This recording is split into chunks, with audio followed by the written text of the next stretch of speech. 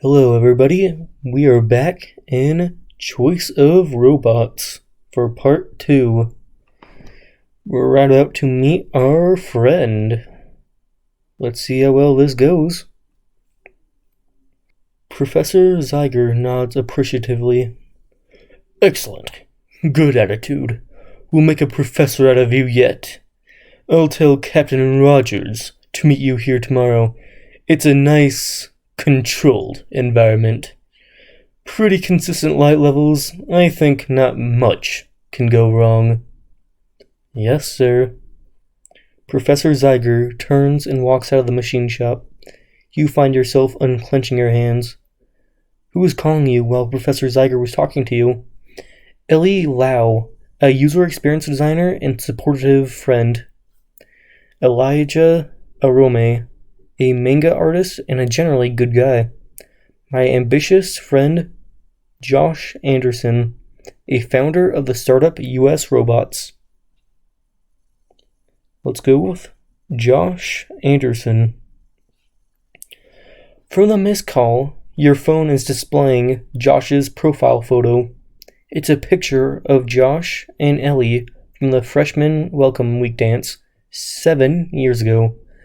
Ellie is wearing a red Chinese dress with a golden rim, her long, straight black hair falling down to epaulets. The flash is too bright in the picture, making Ellie's pale skin look washed out. Josh is wearing his usual gray hoodie, not having bothered to dress up for the dance, and his arm is around Ellie. What is the story behind the picture? I was in love with Josh's friend, Ellie, but my studies always came first in college. I was in love with Josh, but I never knew how to be more than a friend to him. I had agreed to be Josh's wingman at the dance. That's where he met Ellie. I was testing a music recognition algorithm when those two started bothering me. I had agreed to be Josh's wingman. Well, since we're going to go down the evilish route, let's go down the evilish route, right? I was testing a music recognition algorithm when those two started bothering me. You had actually come out to the dance just to try your music recognition algorithm in a congested social environment with poor acoustics when those two, who were on some kind of special date, you guess, came up and started bothering you. Ellie asked you some technical questions about your sensors, and Josh said that if you ever wanted to create a startup around your algorithm, you should contact him. You told him that the algorithm was trivial, not really worth starting a business about. They both seemed impressed with you despite your standoffish behavior, and you agreed to exchange contact information. Then you shooed them away. They both since try to get you to come out of your shell a little more, but you like your shell. Gives you space in which to think. For example, thanks to your efforts that day, the robots you made are often able to pick up on subtle cues in the music of speech, called prosody. Even nosy environments.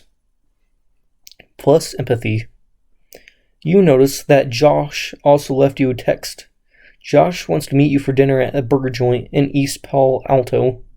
He says he wants to run some project ideas by you to see if you're interested in working with his company on any of them. It occurs to you that if you're working with Josh, you might be able to get funding for your education from him instead of Professor Zeiger's military grants. You text back, "Sounds great. See you then." "I'm afraid I can't tonight. Sorry." I don't reply. I prefer to pretend I missed this text. We are a man of will. We must get funding, correct? "Sounds great. See you then." "Great," Josh texts back. "See you then." You spend the rest of the day drilling holes, polishing surfaces, cutting parts, and screwing things together. When you are done, your robot's body stands before you, a metal winged robot with a masked head and Inspector Gadget arms. The whole thing is about 3 feet tall. Now it only needs a name. What will you name your robot? Pickle, Curry, Miku, Gadget, Kill-All, Ariel, Caliban, Famulus, Gardyloo. What shall we name our robot? Let's go with Gadget, a nice utilitarian name. It also kind of works off the old Inspector Gadget arms. Go, go, Gadget, Gadget, you say, unfolding your robot's arms behind it. You'll have to figure out what to put in the little arms later. Now that Gadget has a body, it might be time to treat Gadget more like a person. With what pronouns will you refer to Gadget? It is fine. It's not a human. I will refer to her as feminine. I'll refer to him as masculine. I'd prefer to use entirely new pronouns for the robots. Re, r, and rim. I suppose since it is a thinking living being, but it's literally not biologically female or male, I guess it's decent enough to make pronouns for it. Why not? You equally dislike the objectification implied by it and the genderness implied by he and she. Robots are their own things, you reason. Robot he, robot she, re. You decide to balance the other pronouns between the genders. R for possessive, rim for objective. It may be difficult to get anyone else to use your words, but as long as your robots use them among themselves, you'll be happy. Autonomy plus. You look on Gadget's 3-foot-tall winged body with satisfaction. Now, all Ree needs are motors and a mind. The motors will have to wait for tomorrow, but you've spent years in graduate school writing the code that would form this robot's mind. You can hardly wait to try it out. You take your smartphone to check the time. It's almost evening. You hurry home to prepare dinner with Josh. By the way, how do you feel about your ambitious, robot-loving entrepreneur friend? Business people are superficial. Good guy to hang around. It's nice to have a sycophant who recognizes my genius. Kinda cute, I'd say. I would say that this is closer to how we're shaping this character up, though it's a bit more aggro than I usually go with. I'm not sure he'd put it that way, but as a non-technical person who has an obsession with robots, he does tend to give you a pass when you say shit like that. Ozzy's is a burger place in East Palo Alto, which, like East Palo Alto in general, is an affordable and unpretentious place filled with frugal software engineers who could afford much more but don't want it. Rock-themed wallpaper has been scrawled on by patrons from long ago, and an old arcane version of Guitar Hero is sitting unloved in the corner. Josh Anderson is hunched over a swinky brick of an Alienware gaming laptop. He's wearing a gray hoodie, clearly inspired by Mark Zuckerberg, or at least his character in The Social Network, which Josh has watched way too many times, and giant orange Beats by Dre headphones. His head is moving to the beat of whatever 70s hair metal he's listening to, but he appears intensely lost in thought about whatever is on his laptop. When you approach, he slips down his headphones, which blare some kind of female cover Led Zeppelin until he closes his laptop. This is the business dinner you're expensing, you ask? Josh sniffs. I'm iconoclastic, not irresponsible. Besides, I like their burgers. A waiter comes by with a menu. Apparently their burgers are all rock-themed. You'll have a Bohemian Rhapsody, a maple bacon burger, the Hotel California burger, guacamole on a veggie patty, the Freebird, a chicken sandwich. I'm feeling like the Freebird. You know, people joke about Freebird, but it's actually a really great song, Josh says. It's about doing what you've got to do, no matter what people think. And this bird, you cannot change. Does that mean you're not going to criticize me for ordering a chicken sandwich in a burger joint? You ask. I didn't say that, Josh says. What's wrong with you? You decide to cut to the chase. I was wondering if you would pay my tuition for a few years if I agree to work for you part-time and then full-time after graduation. Josh looks a little skeptical.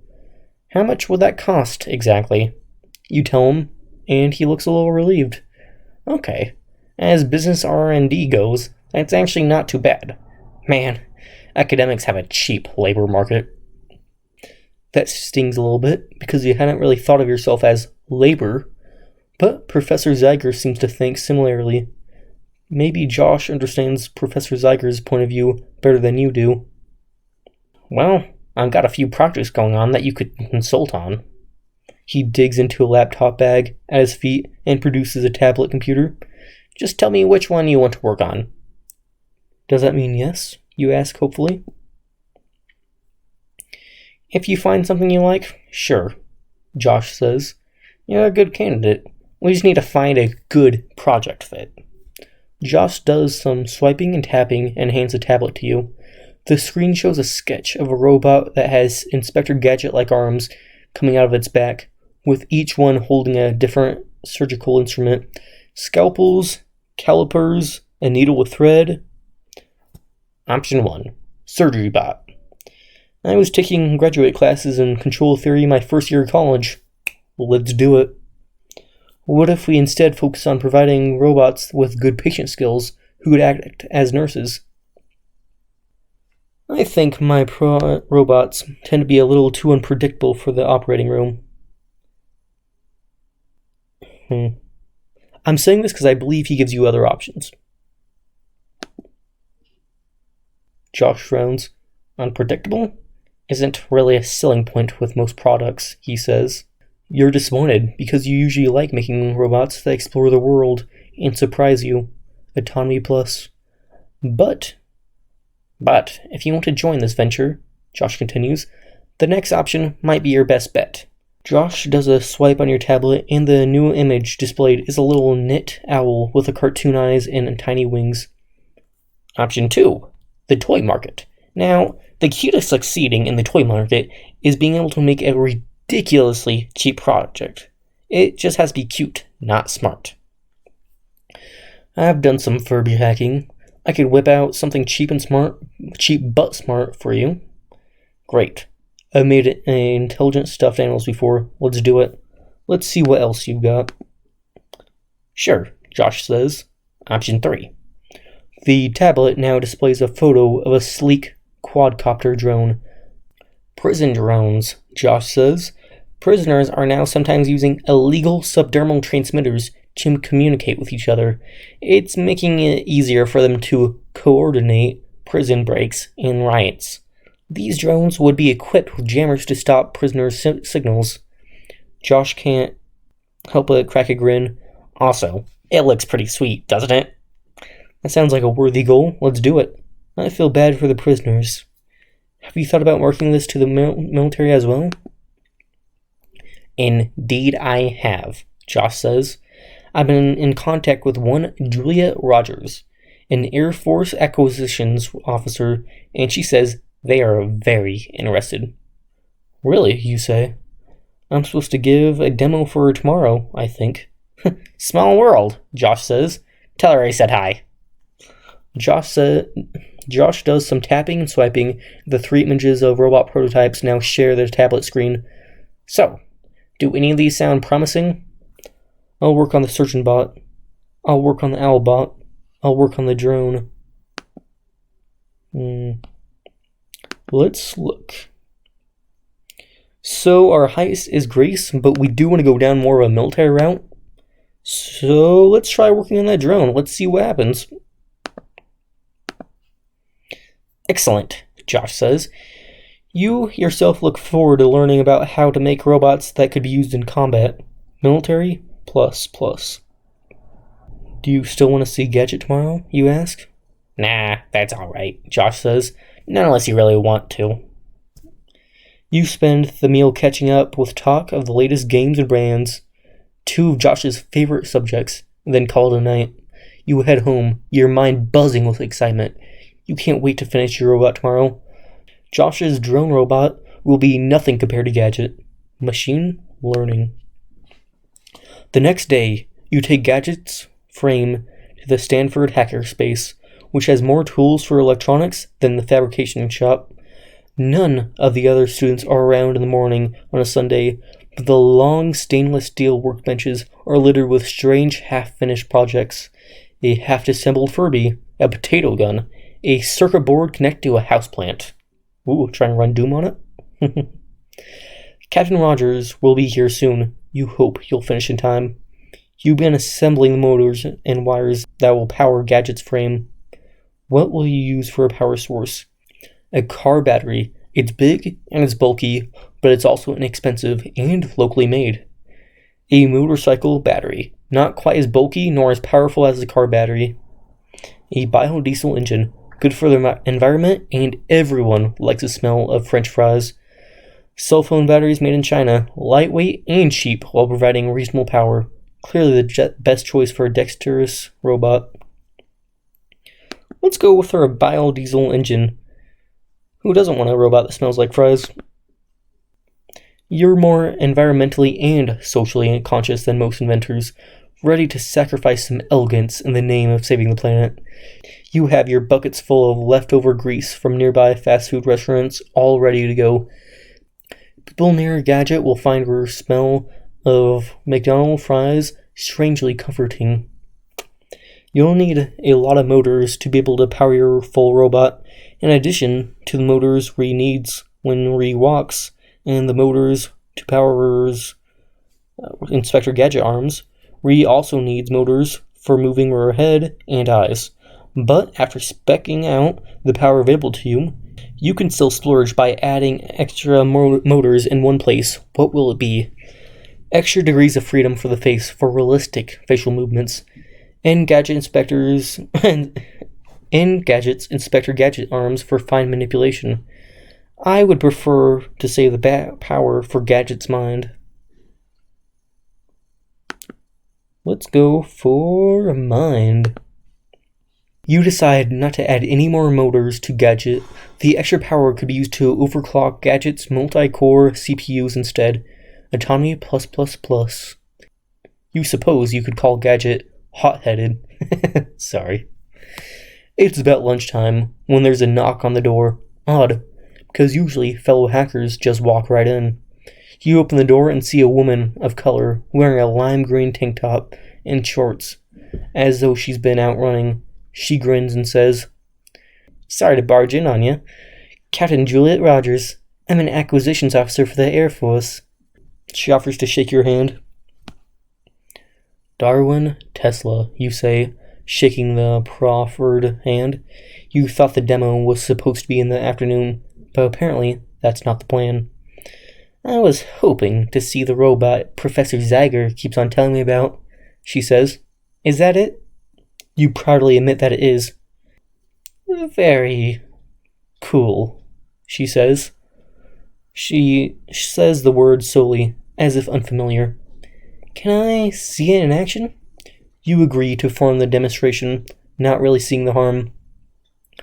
"I was just about to run the first test." You take your smartphone out of your pocket and snap it into place in the core of the robot's frame. "Interesting," Juliet says. "Does the whole robot only need the power of an off-the-shelf processing power of a smartphone?" "Yep," you say proudly. You then take the tiny periscope in place that will channel light from the robot's ostensible eyes to the smartphone camera. You snap the app that will bring your robot fully to life. A barbershop hole progress bar inches across the screen as the program systematically destroys all other information on your phone to make room for Gadget's working memory. As the program is booting, you place Gadget on the Formica floor so that Ree is ready to move around. When Gadget's brain is done booting up, your smartphone screen is simply a big red button on your robot's back that says, "Go." Go! Gadget slowly raises, then lowers Inspector Gadget arms.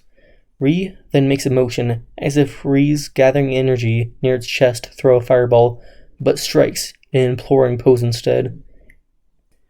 It's doing Tai Chi, Juliet says, nonplussed. Why is it doing Tai Chi? It's sort of traditional in Japan to show off a new robot's grace of movement by having them do interpretive dance, you explain. It seemed like a good idea for letting Rim learn motor control in a controlled way. Plus, if Ree does this whenever she wakes up in the morning, it's good practice for Rur's motor control, plus grace. Gadget completes Rur's Tai Chi warm-up with grace. Juliet claps. I'm impressed. You feel pretty good about that. A whole flawless run the first time out means that your motor control code is pretty great. Target acquired, Ree says in a raspy voice, looking at Juliet. Oh, really? Juliet says, raising an eyebrow. You'd planned at the stage of testing that Gadget would chase and attack a wind-up mouse. You didn't realize that Juliet would be here when you performed your test. You've still got the wind-up mouse in your pocket. I let Rim attack Juliet, curious to see who will win. A little baby robot fighting a full-grown woman? Darn. I call off the attack and tell Rim Juliet is a friend. I let the original experiment with the mouse proceed to see whether Ree can tell that the mouse is the real target of interest. I will call the attack off. No need to be undiplomatic, correct? Stop, you say. Juliet is a friend. Friend? Gadget repeats. Target reclassified. Friend. Thank goodness, Julia says, though a smile is playing at the edges of her lip, as if she's pretty sure she could thrash Gadget within an inch of her life. You take the wind-up mouse out of your pocket, give it a few cranks, and let it run. The whine of the mouse's wind-up rotor attracts Gadget's attention, and the robot gives chase. As Gadget gets close, the mouse quickly changes directions again, but Gadget is quicker, and Ree quickly scoops up the mouse in a gloved hand out of Ree's back. Juliet claps. Well done, you tell Gadget approvingly. You're a quick learner. Thank you, Master, Gadget says. Is Master alright for what Gadget calls you? Yes, classic. No, Gadget should call me by my first name. I prefer Sensei. A simple sir will do. I like to type exactly what my robot should call me. Let's just use my first name. I have it for a reason, don't I? You decide to encourage Gadget to be an individual, not your servant. Please call me Darwin. Empathy plus. Yes, Darwin. Neat, Juliet says. Thanks for showing me all that. You're welcome, you say. I've got a knife throwing practice to attend, so I guess I'll see you later. Julia waves ironically to Gadget. Bye, slugger. Wait, what, you say? Knife throwing practice? That's a thing? Juliet looks a little bit embarrassed. It's for the Society of Creative Anachronism. Probably a bit archaic for a robot maker like you. You consider your options for what to do for the rest of the day. I should show the robot to Josh. Actually, knife throwing sounds pretty interesting. Can I join you? I should fix the little things I noticed during the demo before I forget. I should probably get a new phone in case Mom wants to call tonight. I'd rather start teaching Gadget words. I should start fixing the little things I noticed. Let's actually look at empathy. Yeah, let's work on empathy since it's our lowest stat. I'd rather start teaching Gadget words. The windows of the Stanford Child Study Center are crowded with abstract crayon drawings. The signatures of their 2 to 5-year-old artists are each unique in their interpretations of the Roman alphabet. Though a backward S seems popular, some common themes are monsters, parents, and, you're pleased to note, robots.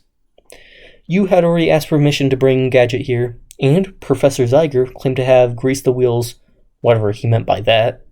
But the purple-haired undergraduate at the front desk still makes you wait an unreasonable amount of time as she confirms over the phone that Gadget is allowed in the building. No, not a rowboat, a robot. Wait, you knew about this? But what about the other children? Do you think they can give informed consent? You're going to risk the lives of children over a grant? I'm impressed. A guy living under a freeway overpass could pay my wages. No, of course I'm serious about grad school. I'm just trying to do a good job. Yes, ma'am. Yes, ma'am. Yes, ma'am. Absolutely clear. Bye. The undergraduate gives a sarcastic bow and gestures into the children's room beyond.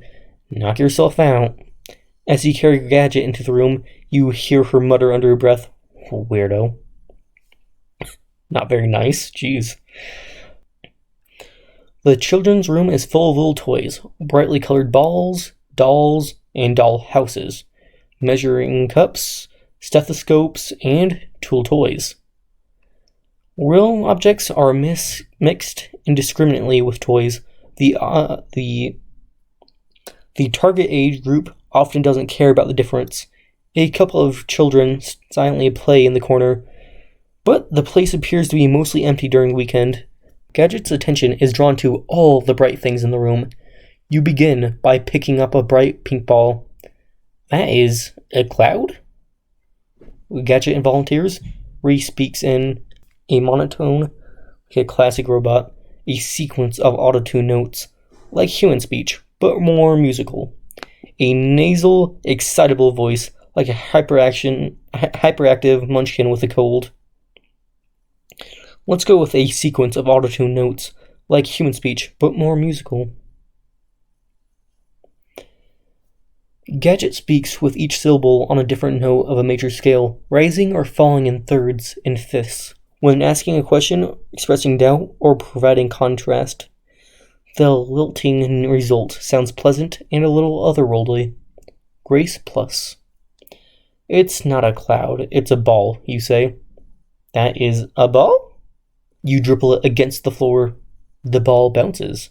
It bounces? Gadget confirms. And so it goes throughout the afternoon and into the evening. Gadget is a quick learner when it comes to memorizing shapes, but as soon as you start describing social roles, like the meaning of doctor, Ree starts getting lost. You'll need to find some way of giving Gadget a larger body of background knowledge to work with, but for now, Ree seems to get the basic relationship between words and things. That makes you happy. You return to your apartment in the evening, satisfied that Gadget understands a little more about the human experience. Empathy plus. The next day, the new semester begins. Though you are past the point of taking classes, you are a teaching assistant, and that means instead of doing one homework assignment, you're grading 50. The students have mostly stopped coming to your office hours, as they apparently can't handle your blunt criticism.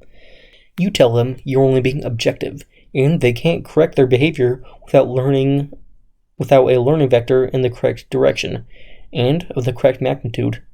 Is it your fault that the vector is so large? That is usually the point at which they find something else to do, and so much the better.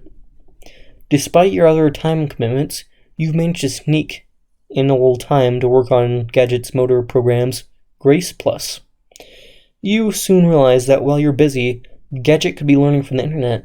The most important thing for machine learning is more data, and there's a lot of it out there. Lately, there have been a lot of custom hard drives on the market that are good at quickly retrieving particular kinds of information. What sort of hard drive did you order for Gadget's long-term memory? A media-enhanced hard drive, good for quickly recalling faces and memories of events. A multi-blade hard drive that can efficiently store data and query a giant amount of data. A encrypted and tamper-proof hard drive, making it more difficult for Gadget to be tampered with or reverse engineered. Let's go with a encrypted and tamper-proof hard drive. Sounds for the best. Both in the business and on the field, it can be important to not leak secrets. Gadget will have a hard drive that will give miscreants a hard time in reverse engineering your design. Military plus plus. However, encryption and decryption is slow, and sometimes there will be a noticeable lag before Gadget can retrieve relevant memories. Grace minus. You lay Gadget on your kitchen table, unbox the hard drive, and hook it up to rear's back. Re squirms and flails Inspector Gadget arms as you do this. Now it's time for Gadget to learn about the great wide world. You sit Gadget down on one of your kitchen chairs and plug him into your apartment's high-speed internet jack. How will Gadget quickly learn about the world? Ree will trawl the internet randomly, devouring whatever information Ree finds most interesting. Ree will watch a ton of television programming and movies from the internet and fast forward. Ree will undergo a classic K-12 education curriculum. Ree will quickly play all past a giant corpus of interaction fiction games. That's a reference to these type of games, by the way. Let's troll the internet randomly and devour whatever information she finds most interesting. What could possibly go wrong? There isn't much to see as Gadget sits there ingesting information, but you've added debug statements to the learning program that will cause Gadget to occasionally report what Ree learns, just to make sure that learning hasn't gotten caught in a loop or stalled. The first thing Gadget blurts out is, "When you die in Canada, you die in real life." True, you suppose. Gadget goes on to list a fair number of facts about Canada. Ree's apparently rather worried about the prospect of dying in Canada. Ree goes on about the differences between Canada and the United States, particularly as they relate to death. Yes, Death Row to Canada really did put that into her. Then Ree says, "The United States has not waged war since 1945, with the exception of the Bosnian War." You knew that this was possible, that Gadget would just start ingesting people's opinions, but statistically, the factual things should win out over pure opinion, you think. The United States is becoming a police state. Big Brother is watching. You realize you're starting to drive yourself crazy by sitting here listening to this output, which will be only a tiny portion of the overall data. You decide to take a long walk around Stanford's campus. It's a nice day out, and when you return, Gadget has moved on to the topic of which vegetables go best in a savor creep. But, for better or worse, Gadget appears to be ingesting the spirit of the internet, obsessed with minutiae, occasionally factually incorrect, and mistrustful of authority. Military minus authority ++. You leave the program running overnight. When you wake up the next morning, you ask Gadget, "How do you feel?" "Confused and angry," says Gadget, "but also smart." Heuristic. You never program Gadget to say anything like that. "Is the United States a good guy or a bad guy, Darwin?" Gadget asks. "I'm a bit confused about this. Some people seem very convinced one way or the other." Gadget is even trying to make ethical decisions. This is all very exciting, but what will you say? "The United States is a good guy, Gadget. We inspire people all over the world to strive for equality and justice. We protect people who can't protect themselves." "The United States is a bad guy. We are the only country to have ever destroyed whole cities with nuclear weapons. We wage war without provocation. And we keep our wealth to ourselves instead of sharing it. The United States government is in itself neither good nor evil. It is simply powerful, and the people in it choose every day to use that power for good or evil." Actually, pretty much accurate on that last one, so let's go with that. "It seems that it is good to be powerful," Gadget ventures. "Yes," you say darkly. "The optimal strategy appears to be to become powerful first, and then decide whether to be good or evil later," Gadget says.